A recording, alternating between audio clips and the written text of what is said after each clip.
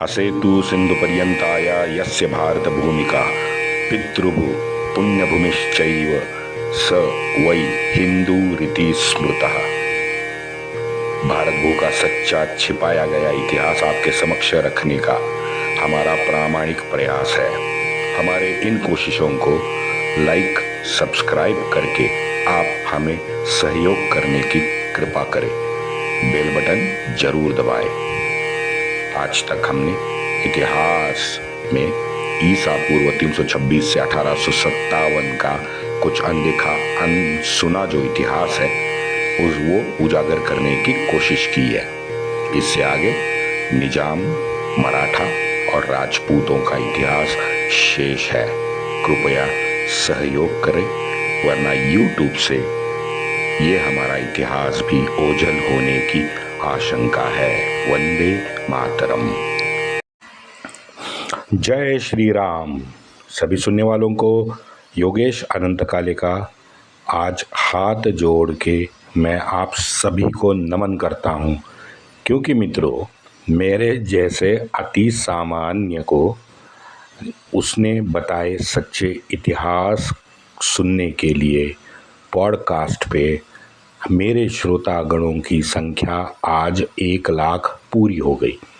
Hub hopper है, गाना.com है, ऐसे 9 प्लेटफॉर्म पे श्रोतेगण मेरे जैसे सामान्यों को सुन रहे थे और सच्चा इतिहास जानने की ये लोग कोशिश कर रहे थे।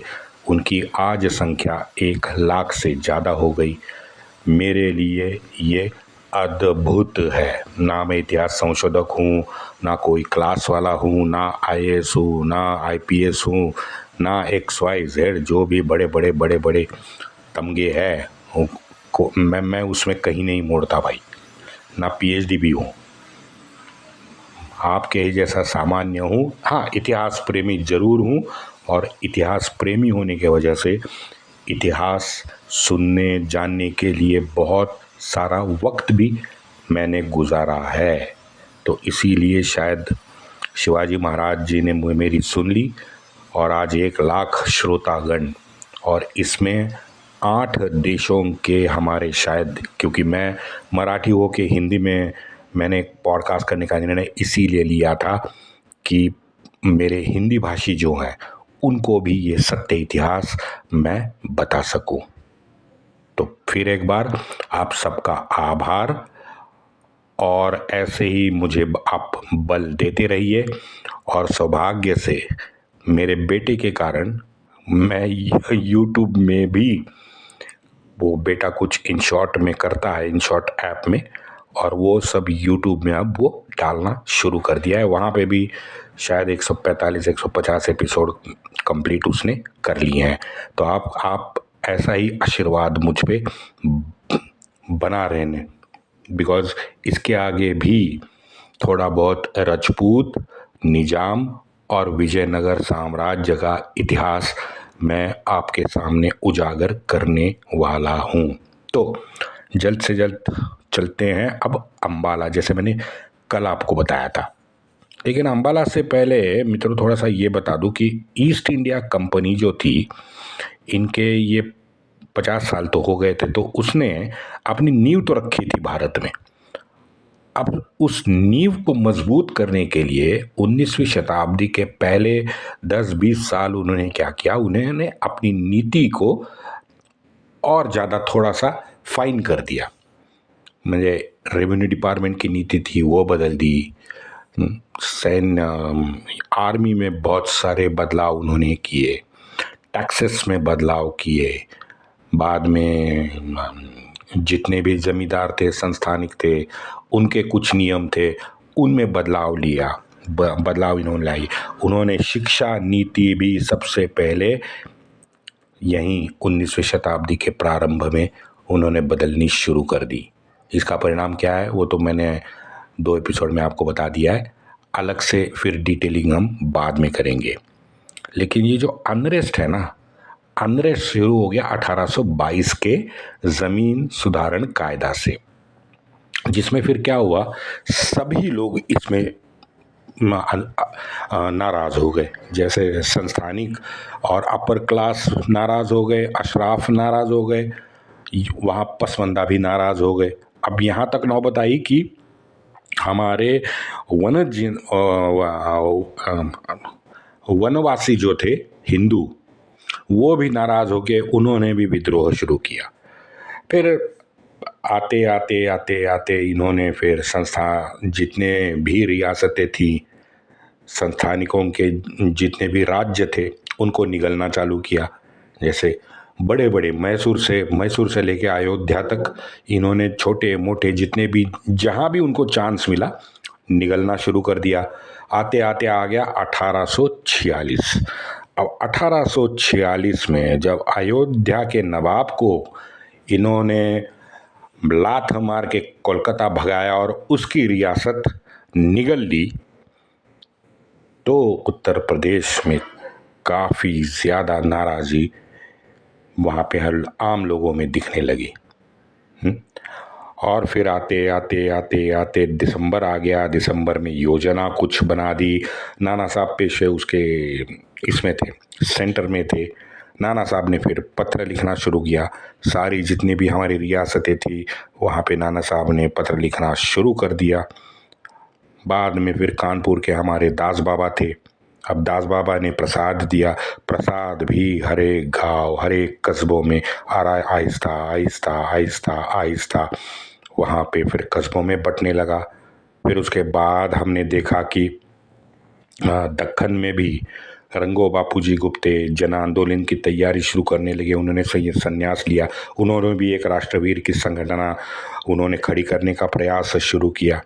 वो भी फिर मैसूर तक गए थे मदद मांगने के लिए। अज़ीमुल्ला खान तो यूरोप में भी प्रयत्न कर रहे थे। यहाँ यूपी आके फिर उर्दू अखबार में लिख के लेक्चर्स दे के वो वहाँ पे काम कर रहे थे।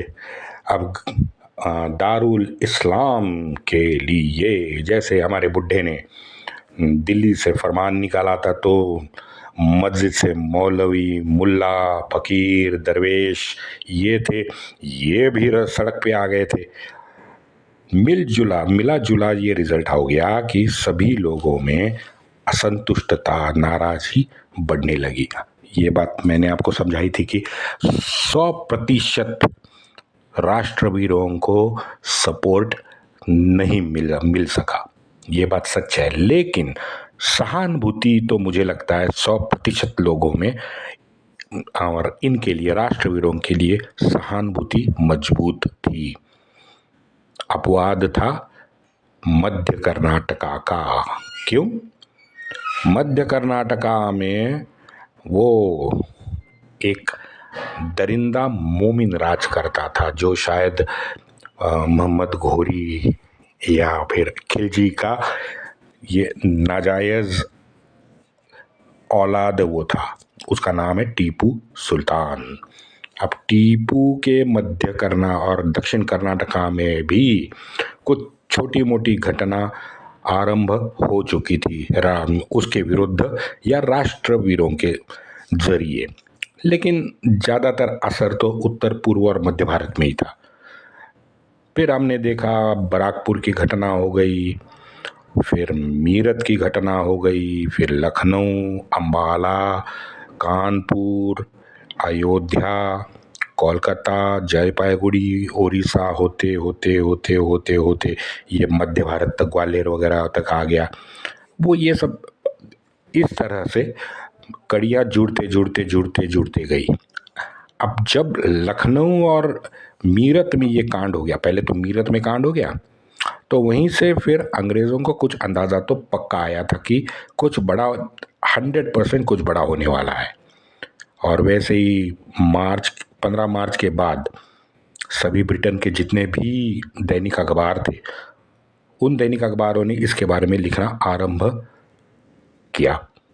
फिर वो 9 मई की एक घटना जो मैंने सुनाई कि 85 सैनिकों ने कारतूस लेने से इनकार कर दिया।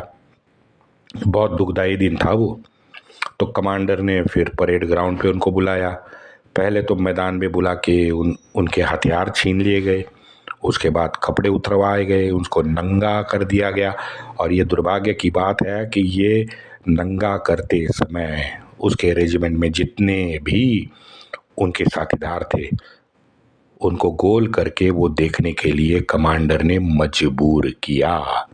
ये बहुत शर्मनाक था उन 85 लोगों के लिए। बाद में उनको कोर्ट मार्शल किया गया और तुरंत उनको 10 साल की जेल हो गई। अब 9 मई को ये कांड हुआ, 10 मई को था इतवार, है ना। इतवार का क्या कहते हैं, इतवार को चर्च का क्या कांड हुआ वो मैं तो बताऊंगा। लेकिन अब योजना जो थी वो 31 तारीख को थी। जैसे ये सब हमने ऑलरेडी पहले डिस्कस कर लिया है। 29 मार्च को हमारे मंगल पांडे और सूबेदार ईश्वर पांडे दोनों पंडितों को वीरगति प्राप्त हो गई। अप्रैल का पूरा महीना जन जागृति में निकल गया। नाना फिर अलग अलग दौरे करने लगा। आज़िमुल्लाह यूरोप में प्रयत्न आज़िमुल्लाह ने जो किए थे बाद में यहाँ आ गया। अब बताए ये सब ना खिचड़ी उबल रही थी, खिचड़ी उबल रही थी। आज बात करते हैं अंबाला की। अब पंडित जी ने बलिदान दे दिया 29 मार्च को। कंपनी को क्या लगा था कि भाई हमने इन दोनों को फांसी तो दे दी है, अब इससे क्या होगा, इससे उसकी जो रेजिमेंट में बाकी के साथीदार है वो लोग डर जाएंगे, है ना, उनको पश्चाताप भी होगा और वो सीधे राह पे चल के हमारे गुलाम बने रहेंगे। लेकिन भाई साहब हो गया उल्टा। अब तो हमारे ये जो राष्ट्रवीर थे उन्होंने उसी दिन से 29 की शाम से ही कंपनी ने दिया हुए जो जितने भी जूते थे, उन्होंने दिया हुआ जो ड्रेस था, गणवेश था मिलिट्री का, वो भी फाड़ना उन गोरों के सामने फाड़ना शुरू कर दिया। और सब जितने भी जूते थे, मिलिट्री ड्रेस थे, वो फाड़ के उन्होंने परेड ग्राउंड पे फेंकना शुरू किया। बहुत सारों ने बाद में नदी में जाके स्नान करके खुद को शुद्ध भी करवाया। अब इन 3 महीनों में जनवरी से लेके नाना का जो पत्र व्यवहार था वो शुरू था। दास बाबा का प्रसाद ऑलरेडी बंटना शुरू हो गया था। अजीमुल्लाह, जैसे मैंने कहा कि उत्तर और पूर्व भारत में उनके उनके लेक्चर का असर भी दिखने लगा था। हाँ, भारत सैनिकों में, अपने राष्ट्रवीर भारतीय सैनिकों में नया जोश और स्वातंत्र की जो आस थी वो भी बढ़ने लगी थी। अब यहाँ इतना हो रहा है तो वो पंजाब में अंबाला कैंट तो इससे अछूता नहीं रह सकता। वैसे भी अंबाला की सच्चाई कई वर्षों तक हमारे देशवासियों के सामने आई ही नहीं थी, इसलिए हमें केटी यादव जी के आभार मानने चाहिए, क्योंकि ये इतिहासकार केटी यादव जी ने बहुत सारे साल अपने खर्च करके जितने भी पुराने पत्र थे, लेख थे, अखबार थे, जैसे हमारे स्वतंत्र वीर सावरकर जी ने कुछ साल इस संशोधन करके ये पुस्तक लिखा है, उसी तरह से केटी यादव जी ने खंगाल के ये सिद्ध किया कि इस स्वातंत्र युद्ध की जो चिंगारी है ये सर्वप्रथम अंबाला में लगी थी, ना कि मीरत में। वामपंथी लिब्रांडू जो कथाकार है उन्होंने हालांकि केटी यादव जी की बात बिल्कुल नहीं मानी, वो तो हम भी जानते हैं, आज भी जानते हैं। लेकिन 1964 में एक हिस्ट्री कॉन्फ्रेंस हुई थी मुंबई में, उन्होंने केटी यादव ने अपना पेपर उस कॉन्फ्रेंस में रखा था और उसके बाद में उसका बहुत दीर्घ लेक्चर मुंबई में हुआ, लेकिन फिर भी वामपंथियों को मानना तो था नहीं, तो उन्होंने नकार दिया। अंबाला में तैनात गोरों ने बहुत सारे पत्र अपने निकट और परिवारजनों को लिखे हैं। अब उस पत्र में सभी ने एक संकेत कॉमन दिया था कि किस प्रकार ये काले हिंदी अंबाला में उत्पात मचाने लगे हैं। हाँ, मैंने काले हिंदी कहा क्योंकि जो भी हिंदुस्तान में जन्मा सैनिक था, चाहे वो हिंदू हो, मुसलमान हो, ईसाई हो, जू हो, बौद्ध हो, जो भी हो, वैसे तो 1857 में बौद्ध लोगों को अलग धर्म का दर्जा ही नहीं था। वो तो सिक्खी और बौद्ध को अलग दर्जा देने का महान घिनौना काम 20वीं शताब्दी में हुआ है, लेकिन आज का विषय वो है नहीं। तो जितने भी हिंदुस्तान में जन्मे भारतीय सैनिक थे, इन लोगों को ये लोग अपनी जात या धर्म से नहीं, कलर स्किन से ही बुलाते थे। सभी को एक साथ, जैसे सऊदी में ये भी जितने भी हमारे अशराफ हो या पसवंदा मुसलमान हो, उनको हिंदी कहते हैं ना, वैसे ही ये गोरे सभी सैनिकों को काले हिंदी कहते थे। इसलिए उसने लिखा कि ये काले हिंदी अंबाला में उत्मात मचा रहे हैं।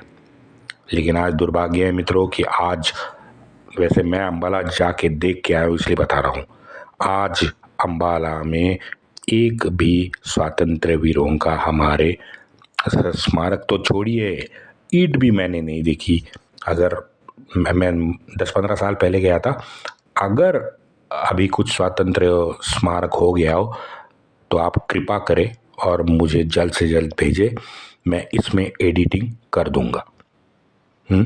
हमारे इन वीर गति प्राप्त सैनिकों के एक एक ईंट भी वहां ना होना बहुत दुर्भाग्यपूर्ण है। वैसे मित्रों, ये जैसे मैंने पहले ही कहा था कि अंग्रेजी अखबार को भी ये स्वातंत्र युद्ध के बाद में आश्चर्य लगा है। उसमें डिबेट्स हुई हैं, अंग्रेजी जितने भी इतिहासकार थे उनमें डिबेट हो गई है भाई कि आखिरकार ये इतना बड़ा आंदोलन ये विफल हो कैसे गया। इसका कारण मैंने आपको दिया था, क्योंकि समाज में एकता ही नहीं थी। हमारा समाज अंदर से पूरा का पूरा खोखला हो चुका था। कारण मैंने दिए, आराम से सोचो और आप भी कुछ लिखो इसके बारे में। मैं हर एक को विनती करता हूँ कि जो भी सुन रहा है सब आप लिखने की कोशिश तो करो, तो आपको सभी बाद में रिजल्ट सबका, आप जो सिनॉप्सिस कहते हैं ना, वो एक ही आएगा। क्या आएगा आपको मालूम है? चलो आगे बढ़ते हैं, क्योंकि इसकी दाहकता का जो अंदाज है ना, वो लंदन के अखबारों को आया था।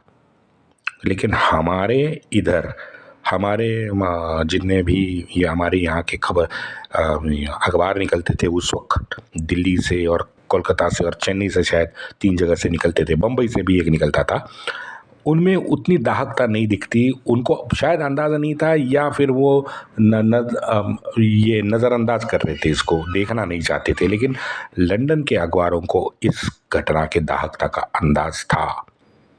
मित्रों, 14 मई 1857 को एक गोरे अफसर ने एक निजी अपने शायद बीवी को या परिवार में एक पत्र लिखा है।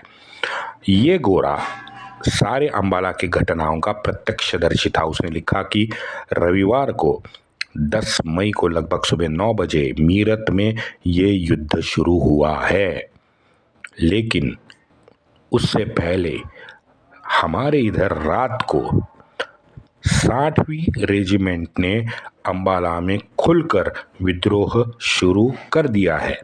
उन्होंने अपनी बराकी छोड़ी हैं, अपने परेड ग्राउंड से वो निकल के रास्ते में आ गए हैं। उन्होंने अंबाला छावनी के सभी हथियार जब्त कर लिए हैं और मेरे कुछ वरिष्ठ अधिकारियों को भी बंदी बनाया है। सूबेदार श्याम सिंह की सलाह पर यूरोपियन ने घात लगाकर हिंदू सैनिकों पे हमला किया।